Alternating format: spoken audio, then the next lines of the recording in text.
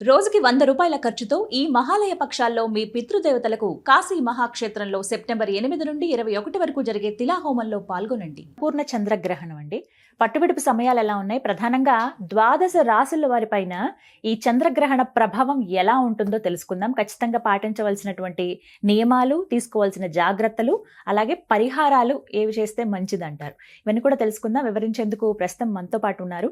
గత దగ్గర ఒక 15 సంవత్సరాలుగా ఒక 30,000 జాతకాలకు పైగా చూసినటువంటి అనుభవం కలిగి, అలాగే 2015వ సంవత్సరం నుంచి అండి, దాదాపుగా ఒక 9 ఏళ్ళు కావస్తుందేమో, అప్పటి నుంచి కూడా పితృదోష నివారణార్థం ఎన్నో పూజలు జరిపిస్తూ చాలా మంది జీవితాల్లో ఒక మార్పును అందించినటువంటి గురువు గారు, ప్రముఖ జ్యోతిషులు బ్రహ్మశ్రీ నందిబట్ల శ్రీహరి శర్మ గురువు గారు ఉన్నారు. వారితో మాట్లాడి ఈ చంద్రగ్రహణం గురించి పూర్తి విషయాలు తెలుసుకుందాం. గురుగారు నమస్కారం అండి. వాగర్థావివ సంపృక్తౌ వాగర్థ ప్రతిపత్తయే జగతః పితరౌ వందే పార్వతీ పరమేశ్వరౌ. ఆదిత్యాయ చ సోమాయ మంగళాయ బుధాయ చ గురుశుక్ర శనిభ్యశ్చ రాహవే కేతవే నమః. శృంగేరి జగద్గురు పీఠాధిపతులకి, కంచి పీఠాధిపతులకి నమస్కారములు తెలియజేసుకుంటూ కార్యక్రమాన్ని ప్రారంభిద్దాం. గురుగారు, మరి రాశులు అందరికంటే మొత్తం ఈ ద్వాదశ రాశుల వారికి ఎలా ఉంటుందో తెలియచేశారు. లగ్నం ప్రధానం అన్నారు. విడివిడిగా రాశుల ప్రకారంగా మాట్లాడుకుంటే, అంటే 12 దాంట్లో సమయభావం వల్ల వీలు కాదు కాబట్టి 3 రాశులు ఒక వీడియోగా మనం చేస్తూ ఉన్నాం. ఇందులో భాగంగా ఇప్పుడు తెలుసుకోవాలనుకున్నవి తుల, అలాగే వృశ్చికం, ధనస్సు. ఈ 3 రాశుల వారికి ఈ చంద్రగ్రహణ ప్రభావం ఎలా ఉంటుంది, వారు ఎలాంటి సమస్యలు ఎదుర్కొంటారు, వాటి నుంచి బయటపడాలంటే ఎటువంటి పరిహారాలు చేసుకోవాలో వివరించండి. తప్పకుండానమ్మా. మీరు అడిగినటువంటి సెగ్మెంట్లో 3 రాశులు, అందులో ఒక రాశి అద్భుతమని చెప్పారు, ఒక రాశి మధ్యస్థమైన ఫలితాలు పొందుతారని, ఇంకా ఒక రాశి అయితే ఇక పూర్తిగా నెగిటివ్ అని చెప్పారు. కానీ వాస్తవంలో చూస్తే ఈ 3 రాశుల్లో చెప్పబడినటువంటి ఫలితాలు ఏమున్నాయో అవి తారుమారు అయ్యే అవకాశాలు ఉంటాయి. ఎందుకండి? కారణం ఏంటంటే ఆ వ్యక్తి జన్మించిన లగ్నమే ప్రధానం, ఒకలా ఉండదు. ఇప్పుడు కాబట్టి ఇప్పుడు మనము ఈ యొక్క తులారాశికి తీసుకుందాం. తులారాశికి గ్రహణ ప్రభావం వల్ల తులారాశిలో పుట్టినటువంటి వ్యక్తులకు ఏం చెప్పబడి ఉంది? మధ్యస్థమైనటువంటి ఫలితాలు అని చెప్పబడి ఉంది. అయితే వాస్తవంలో గనక చూసుకున్నట్లయితే మేష లగ్నము, వృషభ లగ్నము, కన్యా లగ్నము, ధనుర్లగ్నంలో పుట్టిన వ్యక్తి తులారాశిలో జన్మించినట్లయితే, ఆ వ్యక్తి తులారాశికి చెందిన వాడైతే మధ్యస్థమ ఫలితాలు అన్నాను కదా, ఇంకొక 25% యాడ్ చేసుకోవచ్చు. 75% శుభ ఫలితాలు పొందుతాడు. ఇదే తులారాశిలో జన్మించినటువంటి వ్యక్తి మిథున లగ్నము, అలాగే ఇంతకుముందు చెప్పినటువంటిగా మేష, వృషభ, కన్య, ధనుర్లగ్నంలో అన్నాను కదా, 100% వేసుకోవచ్చమ్మా, అందులో సందేహమే లేదు. 75 కాదు. ఇక మిథునము, సింహము, తుల, మకర లగ్నాలలో పుట్టి తులారాశిలో గనక జన్మిస్తే మధ్యస్థమ ఫలితాలు అన్నాం కదా, మధ్యస్థమానికి ఇంకొక 25 యాడ్ చేసుకోవచ్చు. 75% శుభ ఫలితాలు పొందుతాడు. కానీ ఇదే తులారాశిలో జన్మించిన వ్యక్తి కర్కాటకము, వృశ్చికము, కుంభ, మీన లగ్నాలలో గనక జన్మిస్తే 25% మాత్రమే శుభ ఫలితాలు పొందుతాడు. ఇప్పుడు చెప్పండి, ఈ తులారాశి వారికి అందరికీ ఒకే రకమైన ఫలితాలు ఉంటున్నాయా? ఉండవు. అలాగే వృశ్చిక రాశి వారికి ఏం చెప్పబడి ఉంది? అద్భుతం అని చెప్పలేదు, పూర్తిగా నెగిటివే చెప్పారు, అర్ధాష్టమ సంబంధించినటువంటి దానిలో. కానీ ఇదే వృశ్చిక రాశిలో జన్మించిన వ్యక్తి మేషరాశి, మేష లగ్నము, వృషభ లగ్నము, కన్యా లగ్నము, ధనుర్లగ్నంలో గనక పుట్టిన వ్యక్తి అయి ఉండి వృశ్చిక రాశిలో గనక జన్మిస్తే ఆ వ్యక్తికి 50% శుభ ఫలితాలు కలుగుతాయి. అందులో సందేహం లేదు. చెప్పిన విధంగా పూర్తి నష్టం ఏమీ ఉండదు.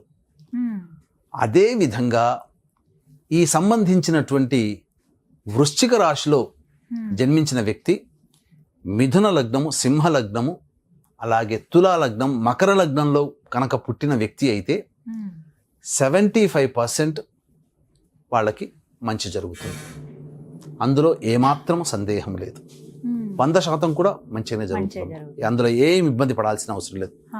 కానీ కర్కాటక లగ్నం, వృశ్చిక లగ్నం, కుంభ లగ్నం, మీన లగ్నంలో పుట్టిన వ్యక్తి వృశ్చిక రాశిలో కూడా పుట్టి ఉంటే మనం చెప్పినటువంటి విధంగా సంపూర్ణముగా అశుభ ఫలితాలు పొందుతాడు. వీటి వరకు మరి ఇక ధనుర్లగ్నంలో చూద్దాం. ధనుస్సు రాశికి మనం వచ్చినట్లయితే ఏం చెప్పబడి ఉంది? ధనుస్సు రాశిలో అద్భుతాలు చూస్తారు, ఇక అన్ని విధాలుగా విజయాలు అని అంటారు. కానీ ఎవరికి దక్కుతుంది విజయాలు అని అంటే, ఏ వ్యక్తి అయితే మేష వృషభ లగ్నాలలో, కన్యా ధనుర్లగ్నాలలో జన్మించి ధనుస్సు రాశి అయితే 100కి 100% శుభ ఫలితాలు పొందుతాడు. ఏ వ్యక్తి అయితే మిథున లగ్నము, సింహ లగ్నము, తులా లగ్నం, మకర లగ్నంలో జన్మించి ఉండి ధనుస్సు రాశిలో జన్మిస్తాడో ఆ వ్యక్తికి ప్రధానంగా 75% మాత్రమే శుభ ఫలితాలు పొందుతాడు. ఏ వ్యక్తి అయితే కర్కాటక లగ్నం, వృశ్చిక లగ్నం, కుంభ లగ్నం, మీన లగ్నంలో జన్మిస్తాడో ఆ వ్యక్తి ధనుస్సు రాశిలో జన్మించినటువంటి కారణం చేత 25% మాత్రమే శుభ ఫలితాలు పొందుతాడు. ఇది చెప్పబడి ఉంది. కాబట్టి ఇంత విన్న తర్వాత నిజంగా చెప్పండి, ఈ చెప్పినటువంటి అన్ని రాశుల్లో అందరికీ చెప్పిన విధంగా శుభము, అందరికీ అశుభము, అందరికీ మధ్యస్థంగా ఉంటుందా? ప్రధానంగా లగ్నాలు ప్రధానమమ్మా. రాశుల కన్నా లగ్నాలే ప్రధానం. మరి ప్రభావాలు అన్నారు కదండి, ఎలాంటి సమస్యలు వస్తాయి సాధారణ తెలుసుకోవచ్చా, గుర్తించవచ్చా ఇది ఖచ్చితంగా గ్రహణ ప్రభావమే అని? తప్పకుండానమ్మా. ఇప్పుడు తులారాశిలో అనుకున్నారనుకోండి, సంతానం వలన ఇబ్బందులు, సంతానం మూలకంగా ఖర్చులు పెరగడం, అలాగే ప్రధానంగా చూసుకుంటే శత్రు సమస్యలు కూడా పెరగడం. వృశ్చిక రాశి వారికి వాహన ప్రమాదాలు చోటు చేసుకోవడం, తల్లిగారి ఆరోగ్యం పట్ల శ్రద్ధ వహించాల్సి రావడం, ఎంత పని చేసినా సంతోషం లేకపోవడము, అలాగే ఫిక్స్డ్ అసెట్స్ లిక్విడేట్ అయిపోతాయి, కరిగిపోతాయి, స్థిరాస్తులను అమ్ముకోవాల్సిన పరిస్థితి వస్తుంది. ధనుస్సు రాశి వారికి గొప్పగా ఉందని చెప్పిన కొన్ని లగ్నాల్లో జన్మించినటువంటి కారణం చేత సోదరీమణుల మధ్య విభేదాలు, తెలిసిన వారితో విభేదాలు, అలాగే ప్రధానంగా డబ్బులు అప్పుగా ఇచ్చి నష్టపోవడం, రాని బాకీలుగా ఉండడం, ముఖ్యంగా ఒక్క మాటలో చెప్పాలంటే ప్రతిదీ సమస్యగా ఉండడం, అనుకున్న పని జరగకపోవడం, అశాంతిగా ఉండడం, అలాగే ఉద్యోగాలు కోల్పోవడం, వ్యాపార వృత్తి నష్టాలు కలగడం, శుభకార్యాలు అనుకున్నవి వెనక్కి వెళ్ళిపోవడం, ముందు నెయ్యి వెనక గొయ్యి అన్నట్టుగా ఉంటుంది. ఈ యొక్క పరిస్థితులు కార్తీక మాసం మొత్తం వరకు కూడా ఉంటాయమ్మా. అప్పటి వరకు చూస్తాం. మరి పరిహారాలు ఏమన్నా ఉన్నాయా గురువుగారు? వీటికి ఏం చేసుకోవచ్చు అంటారు? తప్పకుండానమ్మా. ప్రతి సమస్యకి కూడా 2 రకాలైనటువంటి పరిహారాలు ఉంటాయి, ఏ సమస్యకైనా. ఇప్పుడు మీకు ప్రధానంగా ఒక వ్యక్తి స్కూల్లో చేర్పిస్తారు స్టూడెంట్ని, గొప్పగా చదువుకున్నవాడైతే స్కూల్లోనే ఉంటుంది, కానీ ఆ స్కూల్లో చెప్పింది అర్థం కాక మళ్ళీ పిల్లలకి ట్యూషన్లు పెడతారు, అప్పుడు కుదురుకుంటారు. ట్యూషన్లో ఉండడం ద్వారా కాస్త మంచి ర్యాంకులు సంపాదించుకోవచ్చు. అలాగే ప్రతి సమస్యకి ఇది సంబంధించిన దైవికమైనటువంటి సమస్య. ఈ సమస్యకి దైవ పరిష్కారము, మానవ పరిష్కారము అనేటువంటిది చేసుకోవాలి.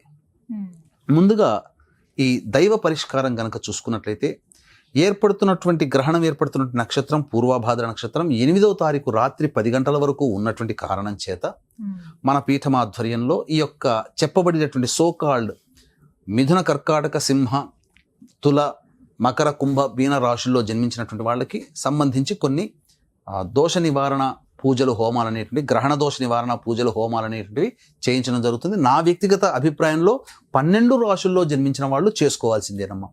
ఈ కార్యక్రమంలో, గ్రహణ దోష నివారణ కార్యక్రమంలో నమోదు చేసుకోవడం ద్వారా శక్తిపాతము చేయబడినటువంటి కరుంగలి మాల ఇవ్వడం జరుగుతుంది. సాయంత్రం 6 గంటలకు ప్రారంభమవుతుంది.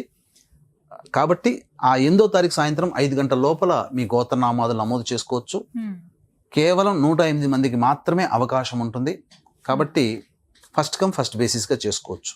ఇక మానవ పరిహారాలు ఉన్నప్పుడు ఆ గ్రహణం సమయం అనేటువంటిది పట్టు 9:57 రాత్రి 7వ తారీఖు, మధ్యరాత్రి 1:27 విడుపు. ఈ సమయంలో పట్టు విడుపు స్నానాలు ఆచరించి ఆ మధ్య సమయంలో కులదేవత ఆరాధన, ఇష్టదేవత ఆరాధన, గురువుగారు ఇచ్చినటువంటి మంత్రోపదేశము, ఇవి పూర్తిగా పురస్చరణ చేసుకోవాలి.